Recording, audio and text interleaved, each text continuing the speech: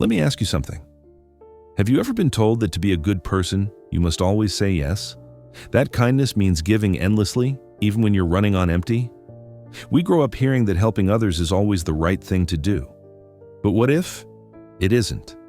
What if your constant urge to rescue everyone, to fix, to save, to please, isn't love at all, but interference?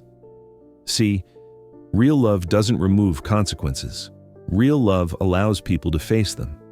Because sometimes stepping in to help isn't helping. It's blocking the very lesson life is trying to teach. Think about it. When you repeatedly save someone from the results of their own actions, are you helping them grow or keeping them trapped? You're not saving them. You're stunting them. You're standing between them and the wisdom that only experience can bring. Now, don't get me wrong. This isn't a call to become cold or uncaring. The question isn't, should I care? It's, how should I care? And more importantly, for whom? Because there are people out there who will drain your soul dry. You give them time, energy, love, and it's never enough.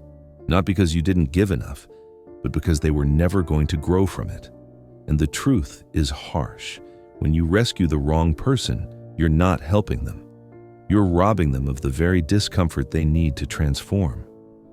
So today let's talk about 7 kinds of people you must stop rescuing. Not to judge them, but to protect your peace and to give them the chance to meet their own lessons head on. Number 1, the chronically lazy.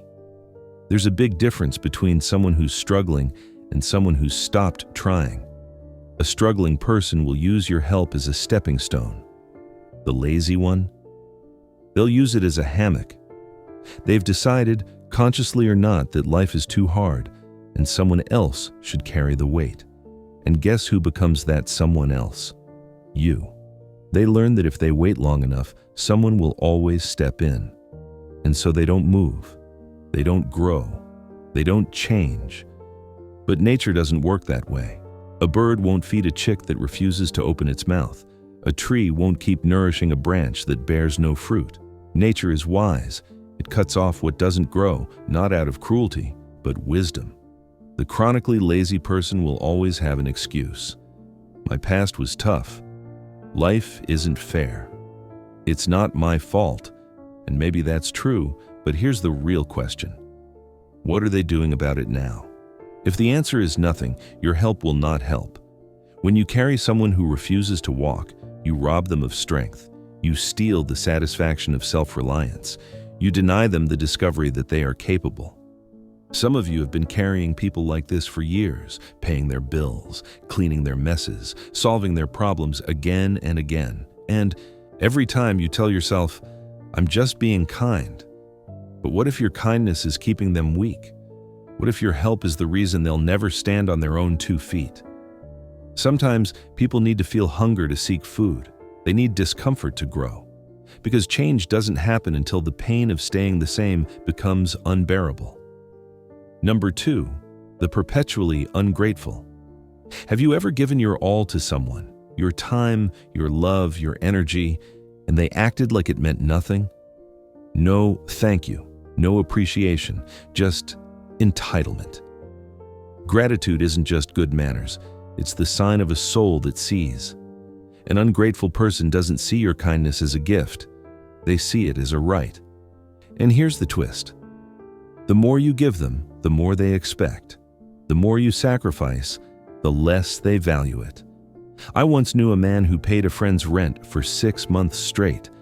And do you know how that friend repaid him? By complaining that the apartment was too small, that the neighborhood wasn't good enough, that life was unfair. No thank you, no acknowledgement, no recognition.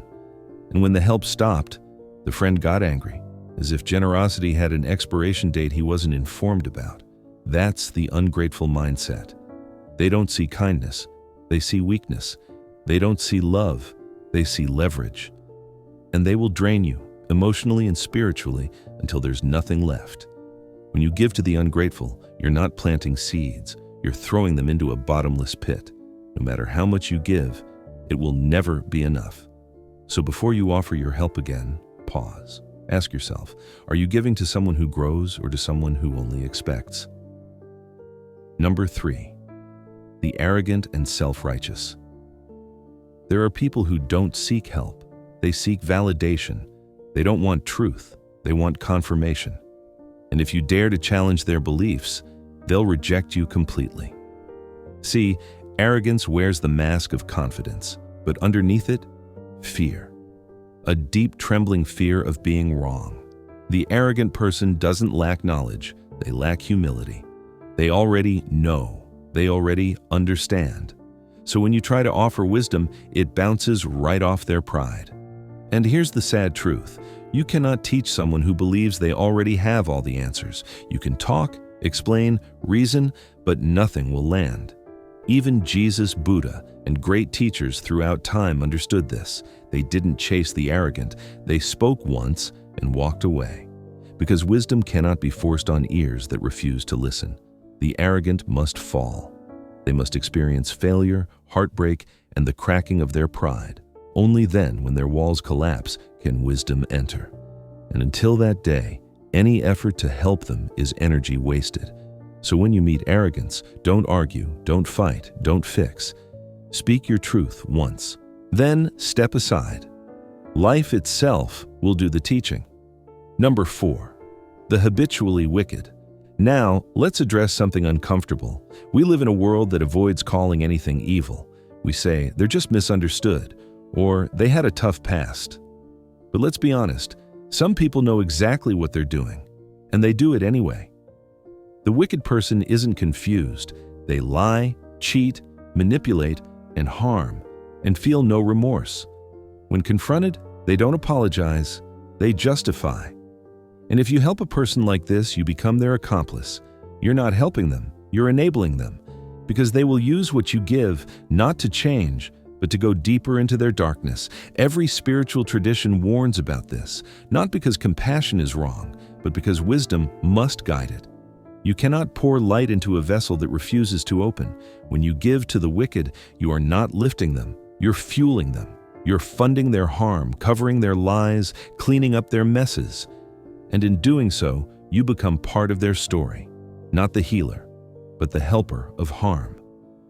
The truth is, the wicked don't want redemption. They want power. They crave someone to feed their schemes. And if you step in, that someone is you. Sometimes love means letting go completely, even walking away from those who refuse the light, because helping evil is not kindness, it's cooperation. Number 5, the incurably foolish. A fool isn't someone who lacks intelligence. A fool is someone who refuses to learn. They touch the same fire again and again and then cry, "Why does this keep happening?" You warn them once, twice, 10 times, and still they don't listen. Here's the pattern. Every few months they're in a crisis. Every time you rush in to save them. And every time they promise, this time will be different, but it never is. You see, the fool doesn't need another rescuer. They need reality. They need consequences. If you always cushion their fall, they'll never learn to stand. If you keep pulling them out of the storm, they'll never learn to seek shelter. Helping a fool feels noble, but it's not. Because the fool's suffering is their teacher. And if you keep interfering, you silence that teacher. You can throw them a life preserver, but if they refuse to grab it, jumping in after them will only drown you both. So stop trying to be their savior. You can't outlove their stubbornness. You can't outgive their recklessness. Step back and let life be their instructor. Because sometimes the greatest lesson you can give is distance. Number 6, the master manipulator. They're the most dangerous of all because you rarely see them coming. Manipulators don't demand. They inspire you to give. They don't take. They make you want to offer. They study kindness like a science. They know that good people hate to disappoint, hate to say no, hate to seem cold, and they use that guilt like a weapon. They come with stories, tragic, emotional, believable. They'll tell you just enough truth to hook your empathy and just enough fiction to keep control. They'll make you feel special, needed, and important.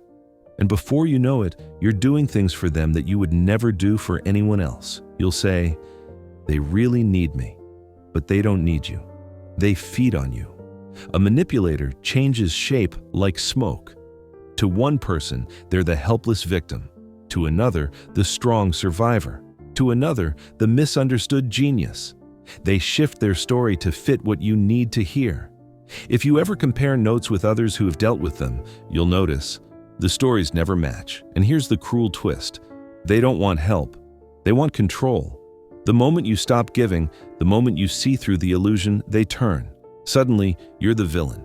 They'll tell everyone how you wronged them, and they'll move on to their next target without a hint of remorse. You can't fix manipulation. You can only end it. You do that not with anger, but with silence. Not with arguments, but with boundaries. Because manipulators thrive on energy, and your withdrawal is their greatest defeat. Remember this. A manipulator's greatest fear is a person who sees clearly.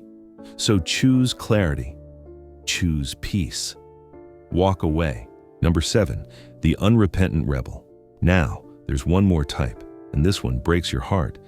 It's the person who knows better but refuses to do better. They've been taught, they've been warned, they've been loved, supported, forgiven again and again, but they don't care. They nod when you speak, agree with your advice, maybe even cry. But once you turn away, they go right back to the same destructive path. They aren't ignorant, they're defiant. They don't lack knowledge, they lack will. And this is the hardest person to release because you can see their potential. You see who they could be, if only they wanted it. So you hold on, you hope, you keep believing that this time will be different. But it never is. You cannot want someone's growth more than they want it themselves.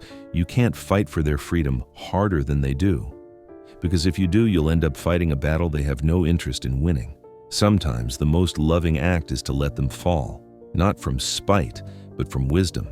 Because until they feel the weight of their own choices, they'll never change. Love can inspire change, but it can never force it. So release them, not in bitterness, but in faith. Faith that life will teach what words could not. You see, all these 7 types, the lazy, the ungrateful, the arrogant, the wicked, the foolish, the manipulative, the unrepentant, they're not your responsibility to fix. They're lessons in disguise, testing one truth. That compassion without boundaries becomes self-destruction. And here's the real paradox. When you stop saving everyone, you actually become more loving. Because your help becomes pure, guided not by guilt or fear, but by wisdom. We're about to reach the core message of this entire teaching: how to love without losing yourself, and how to help without being drained. So, after hearing all this, you might ask, then what should I do? Should I stop helping people altogether? No. True wisdom isn't about closing your heart. It's about opening your eyes. It's not about becoming cold or uncaring. It's about becoming clear. Helping others isn't wrong, but helping the wrong people in the wrong way will destroy you.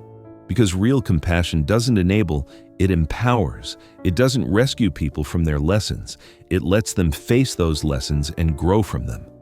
Here's the truth most people never want to hear.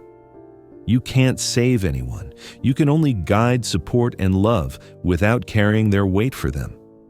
You see, discernment is spiritual maturity. It's learning to tell the difference between someone who's struggling to rise and someone who's comfortable staying low. It's knowing who truly needs a hand up and who's just looking for a free ride. It's seeing the truth, not through judgment, but through clarity.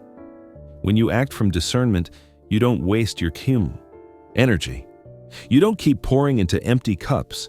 You start recognizing who's ready for change and who just wants comfort. That's when your love becomes powerful, because it's no longer mixed with illusion. True compassion often looks like this: not stepping in, not rescuing, not fixing.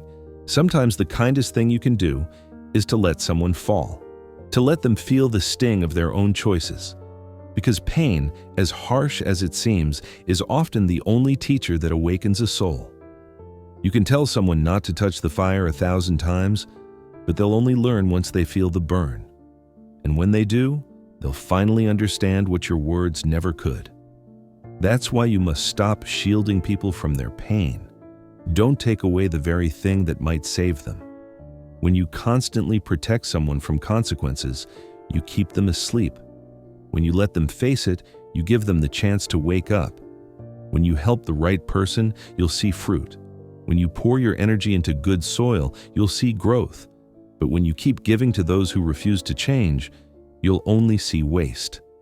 So ask yourself today, who am I helping that I should be letting go of? Who am I rescuing that needs to fall? Who am I enabling that needs to face their own truth? These aren't easy questions, but your peace, your energy, your purpose depend on your answers. Because your time is limited, your energy is sacred, and not everyone deserves access to it. That's not cruelty. That's wisdom. When you walk away from people who refuse to grow, you're not being selfish. You're being aligned. You're saying, I will no longer participate in your self-destruction. So when you step back, don't do it with anger. Do it with love.